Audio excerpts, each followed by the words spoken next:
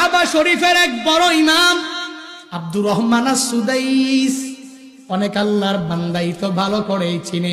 কোরআন তিলাওয়াত শুনে শুনে, ভাঙ্গা কণ্ঠের এই কোরআন তিলাওয়াত শুনে শুনে চোখের পানি ফালায়।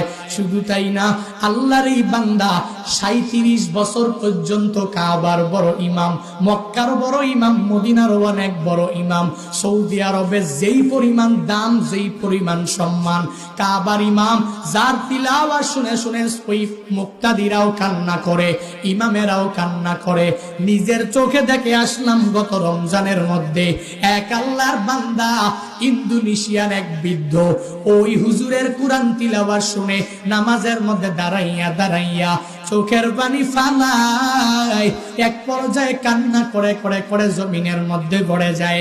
তবুও নিয়তটা ছাড়ে না, আবার দাঁড়ায়া যায়, আবার কোরআন তিলাওয়াত শুনে আর হাউমাউ করে চোখের